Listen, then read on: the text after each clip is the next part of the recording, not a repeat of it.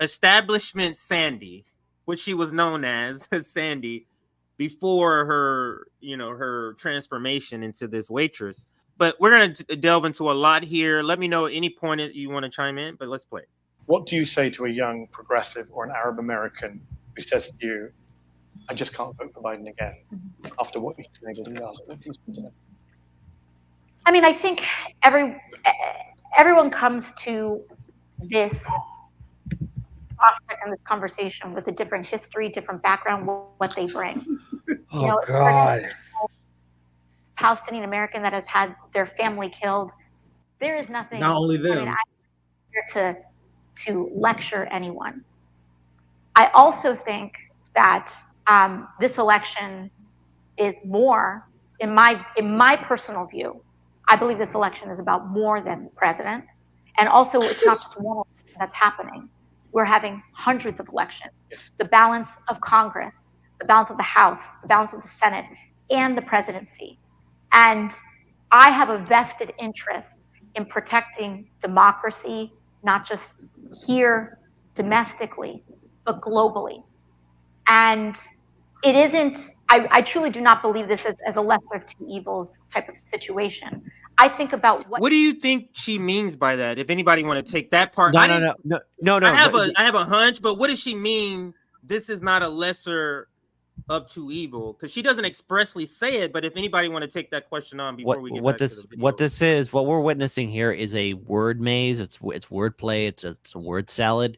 What she is she's saying things in order for people not to really question or look into it. And so when she brings up the lesser of two evils things, well, then people will then say, oh yeah, well, that's Donald Trump versus Biden. I guess Biden's the lesser of the two evils because Trump, orange man, bad. This is all deflection leading up to that answer. She's not even answering the question. She's saying things just to say them so that Hassan doesn't respond back. Yeah, that's kind of talks a lot about. I mean, we can let it go because she talks about this in the second minute. I don't remember the question. Anyone remember the question after that long word? What do you say to progressive or an Arab American who's saying, I don't want to support Joe Biden? You say, well, hey, sorry, Democrats sold you down the river. Too bad, kiddo. You got to vote blue no matter who. All right, let's. All right, so I'll get back to it, and then I'll get back to you, Keaton, so you can chime in.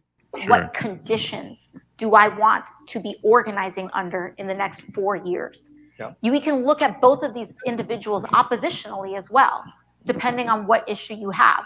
But I would rather, even in places of stark disagreement, I would rather be organizing under the conditions of Biden as an opponent on an issue than Trump, who is not. No one explains why when they say that. Well, no, that was exactly my point. Yeah, if you want, you can pause right there. Why? Why would you rather organize under Biden than under Trump? How much more responsive to your aims was Joe Biden than Trump? I mean, Trump was more antagonistic with his rhetoric, like he send her back with the Ilhan Omar chant and stuff like that. But during the Build Back Better negotiations, where Medicare for all was not even on the table, you're talking about the most basic of basic things like paid family leave. You couldn't even get Joe Biden to negotiate face-to-face with Joe Manchin. Like, you couldn't even pressure him into doing that. So what do you mean I'd rather organize under these conditions than under Trump? If you want to make that point, you need something, one thing, literally one thing that you can point to over the past 6 years that made it through the House that would not have made it through the House were you not there. And you cannot say that. Now, obviously, like a party line vote where every Democrat votes one way and every Democrat votes the other way, that you could say, well, but not for AOC. But you can't. What I'm talking about is there any piece of legislation that made it through the House under AOC's time in office that would not have made it through the House under Joe Crowley? Exactly. You cannot say that. You cannot point to a single thing. So if you cannot point to a single thing that fits that, then you can't spin this bullshit about what conditions you'd rather be organizing under, especially when you could not even pressure Joe Biden, the leader of your party, into negotiating with the centrist opposition. Yeah. and this is the debate I had when I was having my hard divorce with the Bernie Sanders left, because the DSA types, they will make this argument like this gospel and swear they're killing it. Yep. Swear Well, exactly. they will say, well, technically we know they're neoliberal capitalists, but I'd rather organize under a neoliberal Democrat than a Republican. Citation needed for how your success in doing that. Right, Because you've been doing that promise these you, let past me make 4 this point years. real quick. Right, I you've promise been you. doing exactly that for these past 4 years. So you've had a chance to actually prove your case. Okay, you said in 2020 we'd rather organize under Biden than under Trump.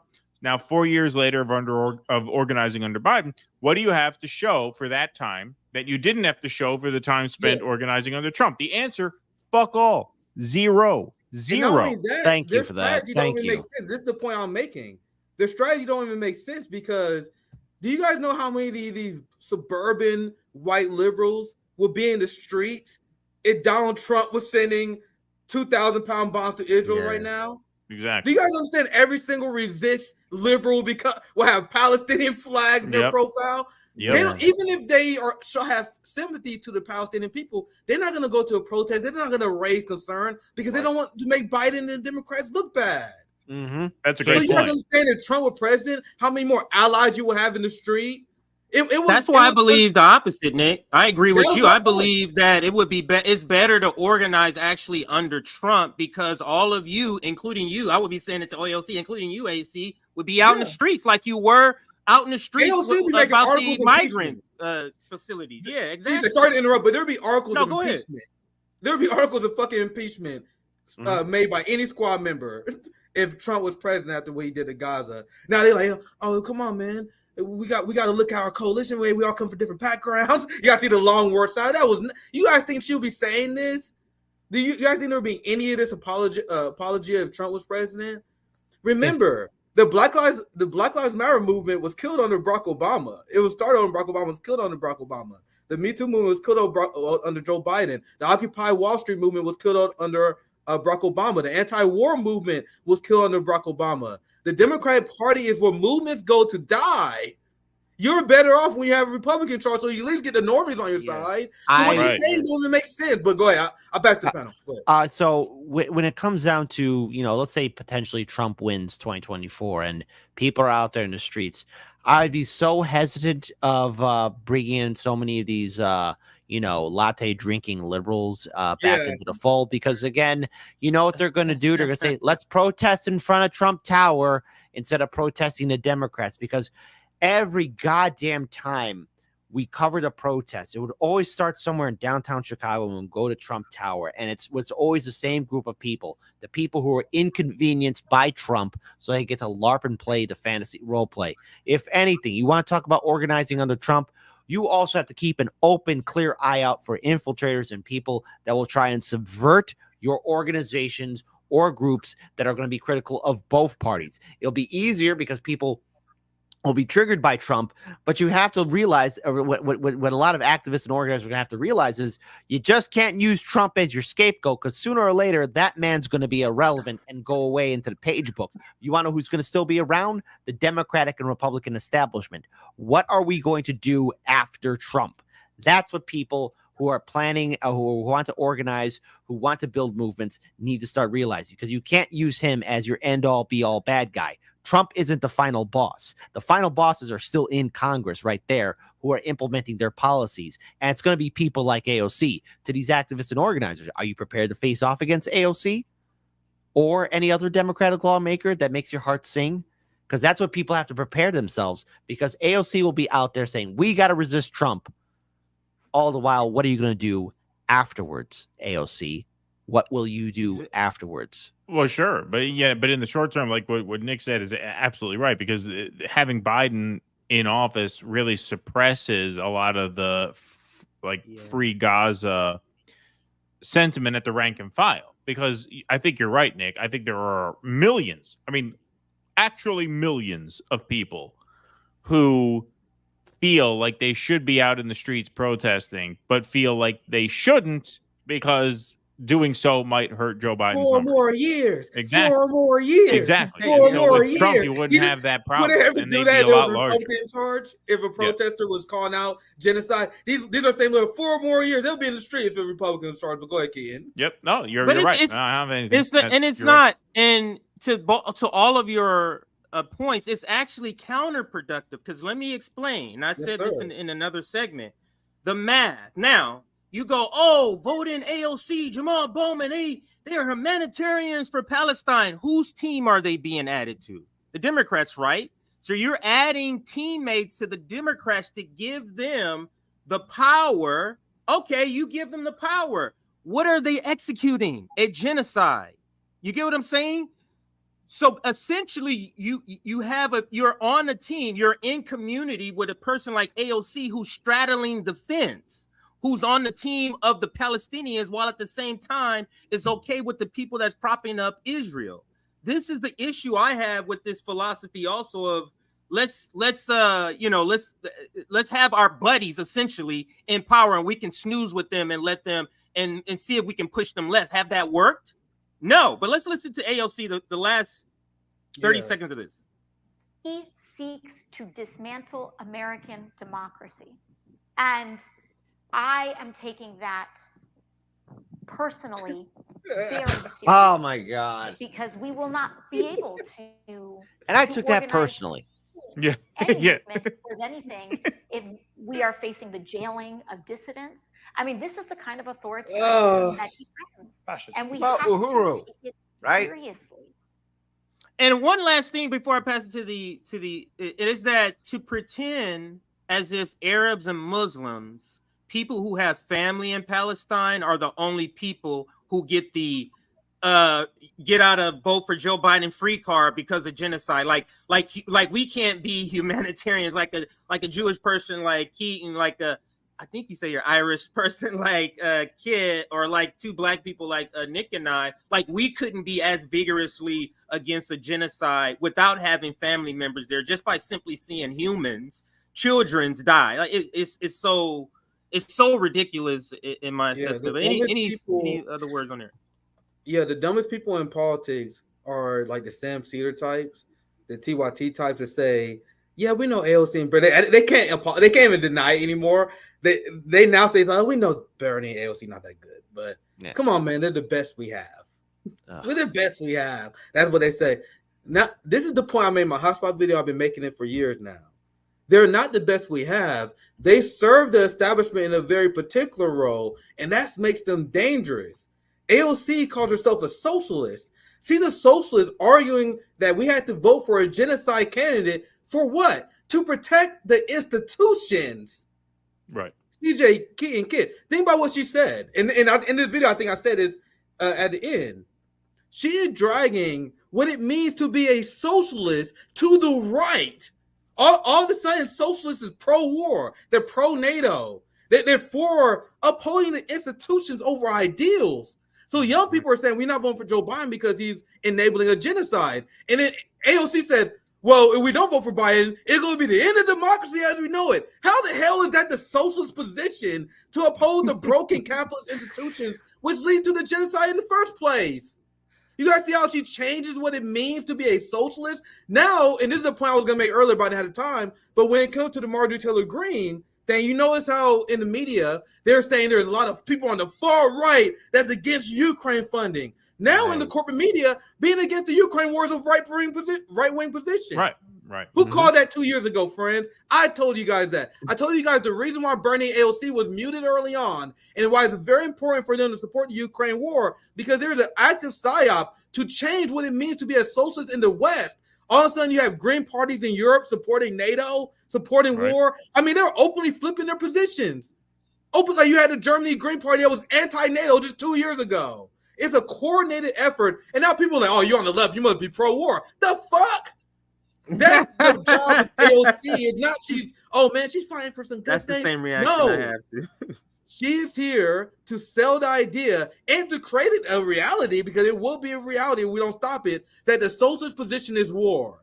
If we don't stop it, If it's AOC and the Green Party in Germany and the socialists in UK and Europe, they get their way, the social position in like 50 years officially gonna be war. Because they're gonna get rid of us, right? And this is the realignment that you're talking. This is the realignment that all of you were kind of referring to. We are literally living with our own eyes in a realignment that's happening politically. I'm just wondering how it's going to end up on the other side. Kit, you wanted to chime in before I get to the video?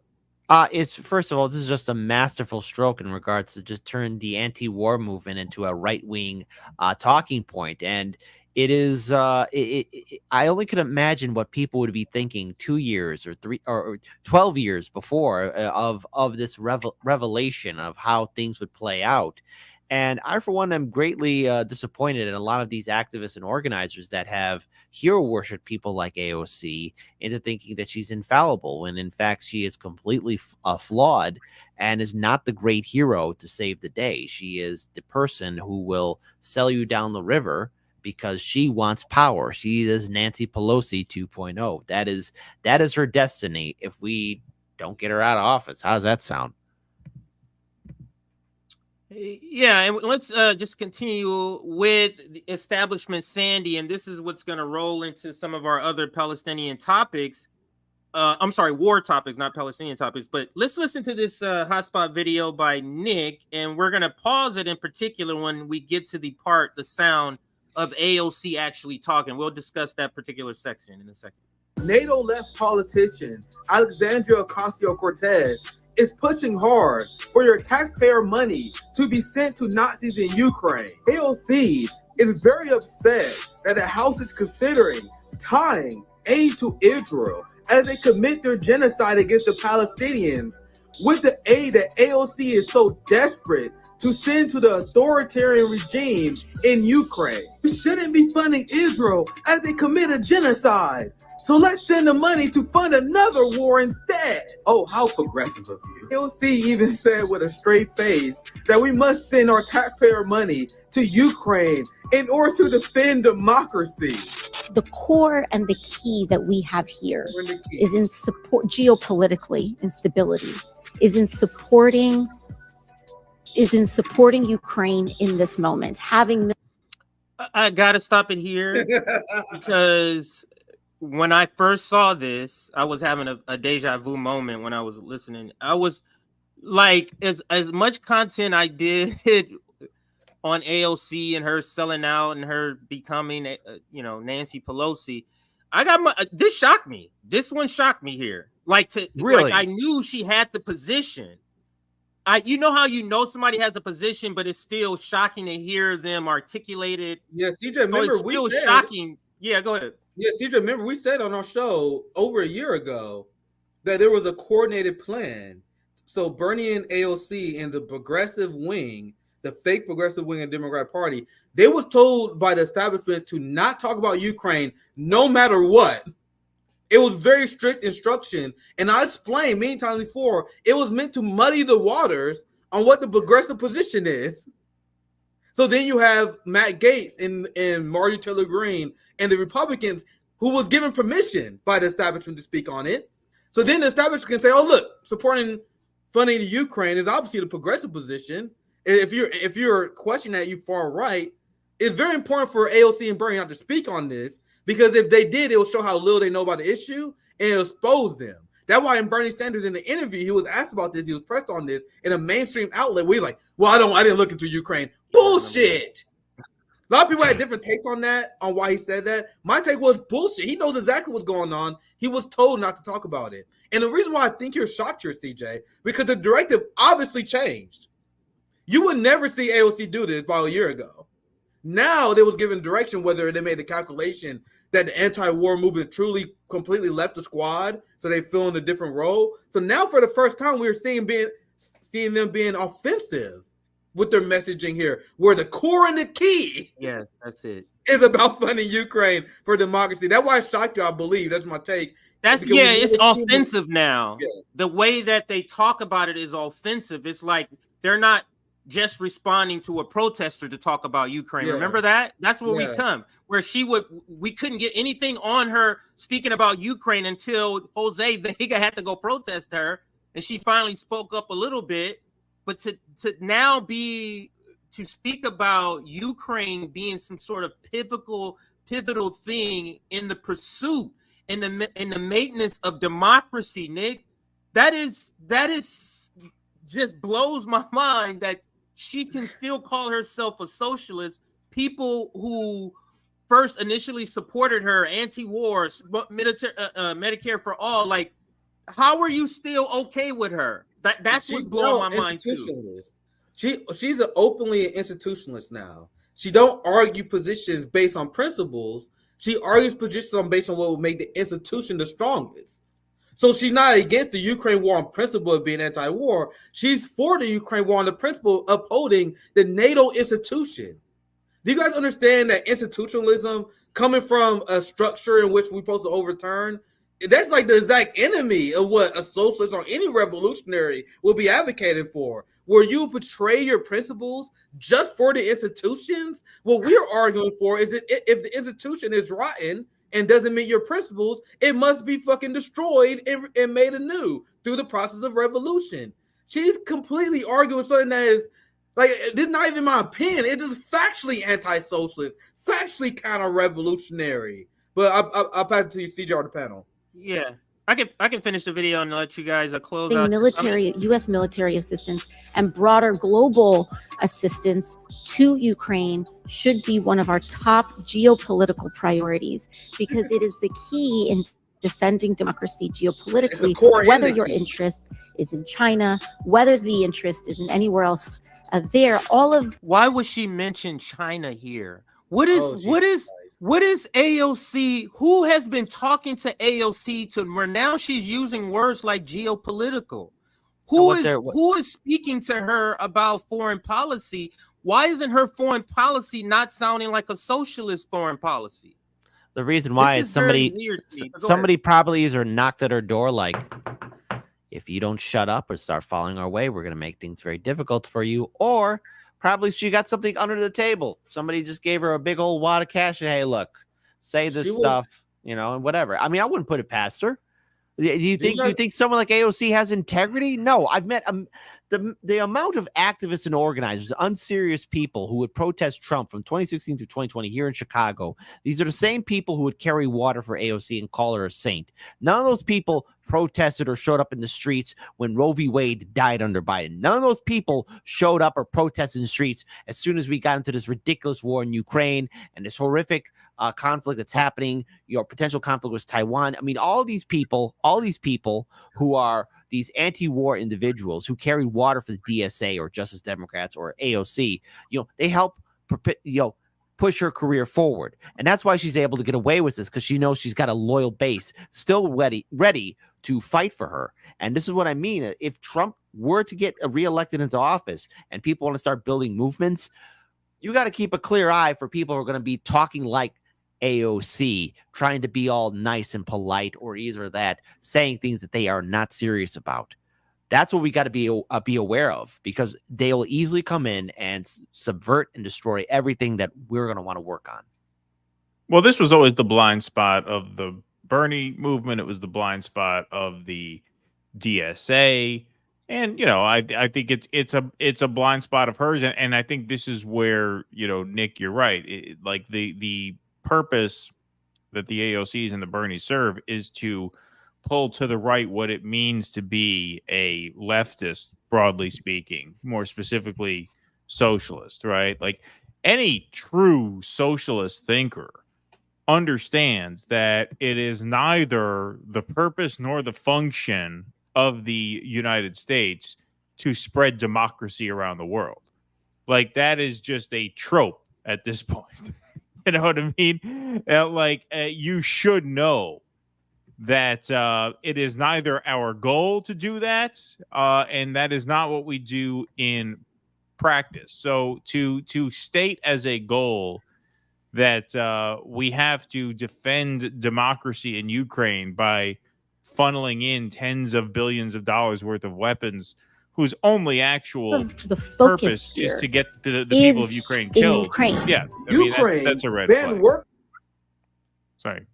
I don't know why. That's right. I wrapped it up. Yeah. That was like I was going too long. Like I don't know. Maybe I was like when you win the Oscar, you know, and you talk too long. They start the music. All right, that's enough. Did I touch it? All right, next. Oh yeah. We didn't finish the video.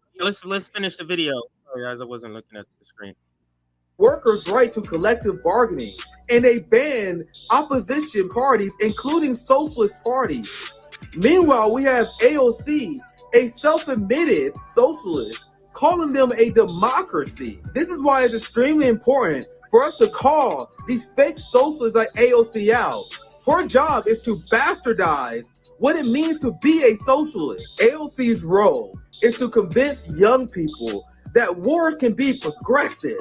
Bernie Sanders, AOC, and the rest of the NATO left are not the best of the establishment. They are playing a very particular and nefarious role on behalf of the ruling class. Bang, bang. And the reason I wanted to play your video, Nick, of course it was on topic, but it bleeds into the next topic. Because what did you say here at the end? Can I show you something? Yeah, go ahead. Yeah, no, I'll pass right to you. I want to show you. I want to show you guys something. Like it's more than just a blind spot. So for the people who only watching, I'm sorry, TJ, I'll pass right to you. I want to interject this. This is something that AOC tweeted about that I didn't know about. Like when I turned against AOC, I was learning new shit. Like, wait, why didn't she intern for fucking Senator Kennedy? I didn't know she went to Boston U for international relationship. I thought she was just a fucking bartender. Hey, Jake, Kyle, you should have vetted your Justice Democrat people a little bit better. Yeah, exactly. Because never forget who brought her into prominence: Cenk Uygur and Kyle, the dime store M&M version Kalinske. Look at this tweet, and I swear, like this is one of two. Like the second I saw this, like, yeah, she's cooked. It's over. That shit's cooked. John McCain's legacy represents unparalleled example of human decency in American service. As an intern, I learned a lot about the power of humanity in government. Wait, you guys didn't talk about that earlier. Through his deep friendship with Senator Kennedy, he meant so much to so many. My prayers are with his family. Then you have AOC that deferred to caucus leadership regarding Venezuela. She followed Nicolas Maduro. She gave an embarrassing interview when she was talking about Cuba, when she said, "I'm not an expert in this," which is like, I don't know. It wasn't until now, and I'll put your stuff back up, CJ. It wasn't until now that she felt comfortable being coached on neocon talking points. She really was that. Honestly, ditzy broad who didn't expect she was going to win the election. She wasn't ready yet. She wasn't the coach. She pulled it up, said, "Oh shit!" They were like, "Oh my god, we got to give her some speed training."